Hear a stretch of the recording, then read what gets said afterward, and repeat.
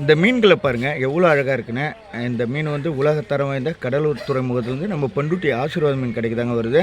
இது வேறு லெவல் மீன். இந்த மீன்களை பற்றி நான் அதிகமான ஒரு வீடியோங்களை சொல்லியிருக்கேன். இது எதுக்கெல்லாம் தேவைன்னு, என்ன பிரச்சனை சரி பண்ணுன்னு. இந்த மீன் வந்துட்டு நம்ம பண்ருட்டி ஆசீர்வாத மீன் கடைக்கு இன்றைக்கி ஒரு 5 கிலோ வருதுங்க. இதோட விலை வந்து 600 குரூப்பில் சீக்கிரம் புக் பண்ணுறேங்க. இந்த மீன் வந்துட்டு ரொம்ப ஷார்ட்டாக சொல்லிடுறேன் யூடியூப்பில் இருக்கிறவங்களுக்கு. இந்த மீன் வந்து ஒவ்வொரு மீன் ஒவ்வொரு தன்மைனா. இந்த மீன் வந்து ஸ்கின் நோய், ஸ்கின் அலர்ஜி, ஸ்கின்னில் சத்து இல்லைன்னா இதை குணமாக்கும். இந்த மீனை வந்து விடாதீங்க. இது வறுவலுக்கு மாத்திரம் கிடையாது, குழம்புக்கு மாத்திரம் கிடையாது டேஸ்ட்டு. அதையும் தாண்டி கடவுள் கொடுத்த உணவே மருந்துன்னு சொல்லுவாங்க. அதுபோல் கடவுள் கொடுத்த உணவில் ஒரு மருத்துவ குணம் உள்ளது. இந்த உணவே மருந்துன்ற அந்த மீனை நல்ல ஒரு பணத்தை பார்க்காதீங்க. பணத்தை பார்க்காம இது வந்து ஒரு மெடிசன் நினச்சி சாப்பிடுங்க.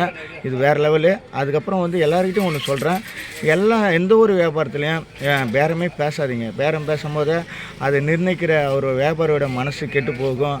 அவருக்கு உழைப்புக்கு வந்து அந்த மரியாதை இல்லாமல் போயிடும்.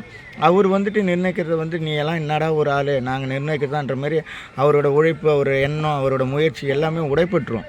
அதில் ஒரு விரைச்சி வந்துடும். அவர் சந்தோஷத்தோடு அவர் ஒரு வியாபாரத்தை பண்ணணும். ஏமாத்துறவங்க மத்தியில் நீங்கள் வாங்காதீங்க. ஏமாத்தினா அவங்கள்ட்ட வாங்காதீங்க. ஆனால் யாருக்கிட்டையும் பேரம் பேசாதீங்க. இதுதான் உங்களுக்கு நான் சொல்கிறேன். பேரம் பேசுறதுலாம் அது ஒரு வியாதி, அது ஒரு மனநோய் தான். அது நமக்கு தெரியாது. அதோட ஆழத்தை பற்றி நான் சொல்கிறேன். பேரம் பேசுகிறது அது காலப்போக்கில் ஒருத்தவங்களை பார்த்து ஒருத்தவங்களை பண்ணுறதெல்லாம் அது வந்து ஒரு அடிமை போல் தான். அது எல்லாத்தையும் வந்து ஒரு அடிக்ட் ஆகுறாங்களே, குடி பழக்கம், சிகரெட்டு பழக்கம், அது போல் வந்து போதை பழக்கம், அந்த மாதிரி தான் வந்துட்டு இந்த பேரம் பேசுகிறது. அது ஒரு வியாதி தான், ஒரு அடிமை தான்.